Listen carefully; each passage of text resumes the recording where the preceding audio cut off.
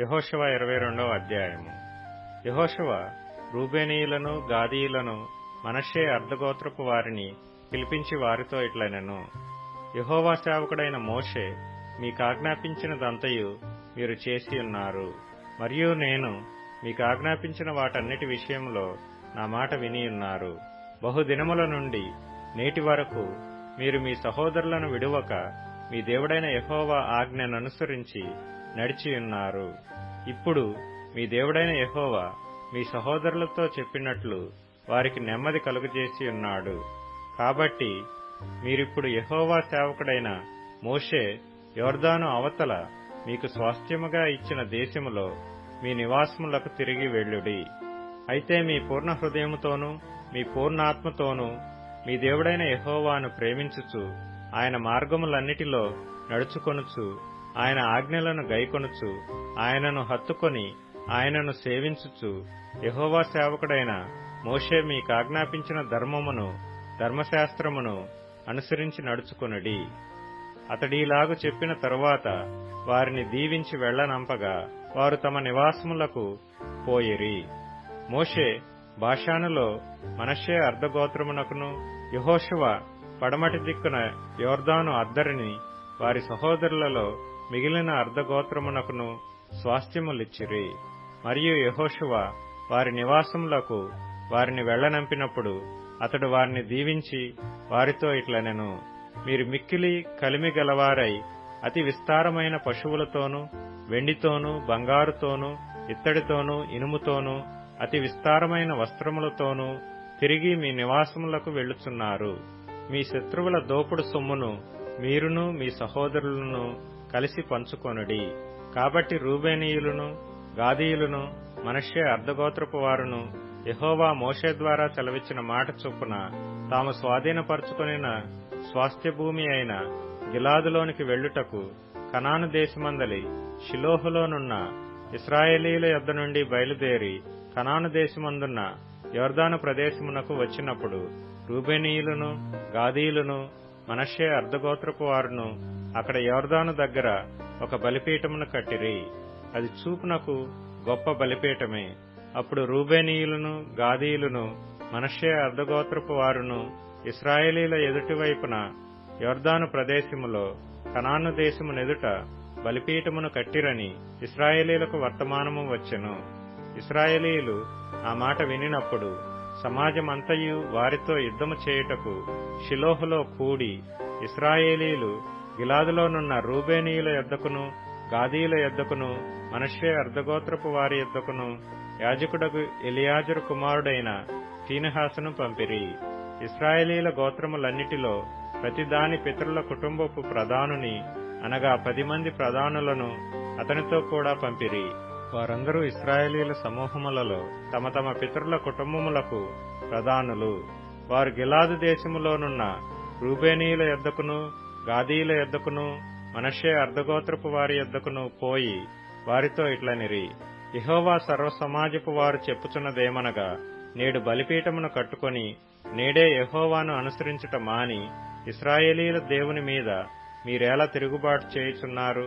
పెయోరు విషయములో మనము చేసిన దోషము మనకు చాలదా? అందుచేత యెహోవా సమాజములో తెగులు పుట్టెను గదా. నేటి వరకు మనము దాని నుండి పవిత్రపరచుకొనక ఉన్నాము.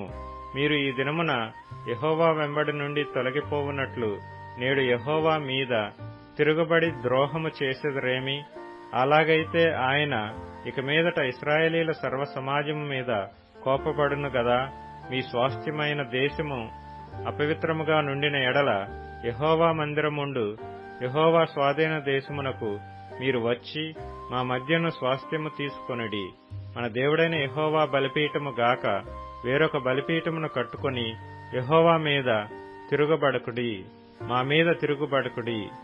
జెరహు కుమారుడైన ఆకాను ప్రతిష్ఠితమైన దాని విషయంలో తిరగబడినప్పుడు ఇశ్రాయేలీల సర్వ సమాజము మీదికి కోపము రాలేదా? తన దోషము వలన ఆ మనుష్యుడొక్కడే మరణమాయన. అందుకు రూబేనీయులను, గాదీయులను, మనష్షే అర్ధగోత్రపు వారును ఇశ్రాయేలీల ప్రధానులతో ఇచ్చిన ఉత్తరమేమనగా, దేవుళ్లలో యెహోవా దేవుడు, దేవుళ్లలో యెహోవాయే దేవుడు. సంగతి ఆయనకు తెలియను, ఇశ్రాయేలీలు తెలుసుకొందురు. ద్రోహము చేతనైనను యెహోవా మీద తిరుగుబాటు చేతనైనను మేము ఈ పని చేసిన ఎడల నేడు మమ్ము బ్రతుకనీయకుడి. యెహోవాను అనుసరింపక తొలగిపోయి దహనబలి అయినను నైవేద్యమునైనను దానిమీద అర్పించుటకే గాని సమాధాన బలులను దానిమీద అర్పించుటకే గాని మేము ఈ బలిపీఠమును కట్టిన ఎడల యెహోవా తానే విమర్శ చేయునుగాక. వేరొక హేతువు చేతనే ఈ బలిపీఠమును కట్టితిమి.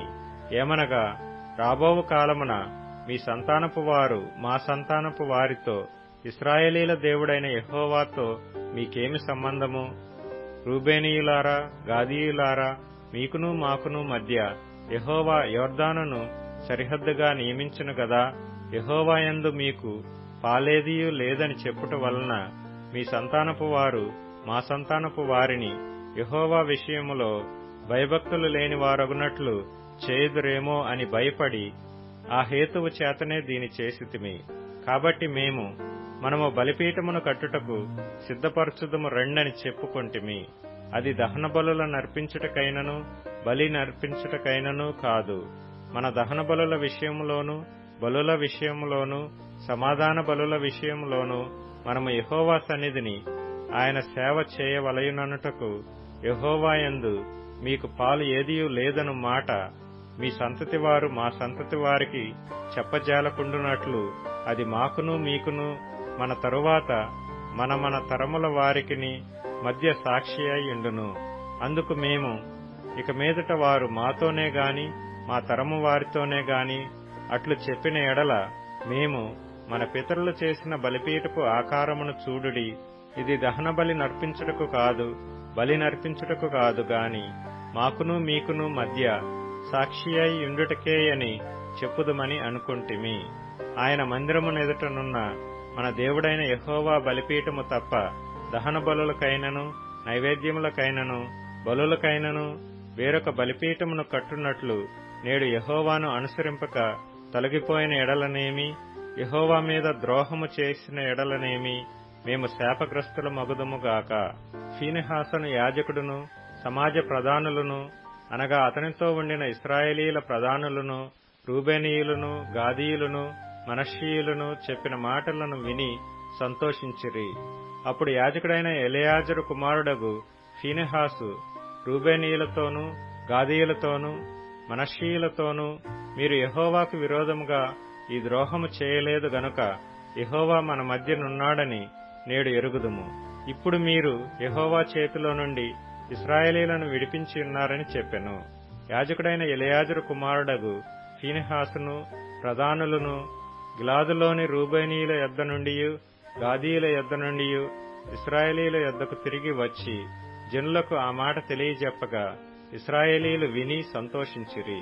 అప్పుడు ఇశ్రాయేలీయులు దేవుని స్తుతించి రూబేనీయులను గాదీయులను నివసించు దేశమును పాడు చేయుటకు వారి మీద యుద్ధము చేయుట మానిరి.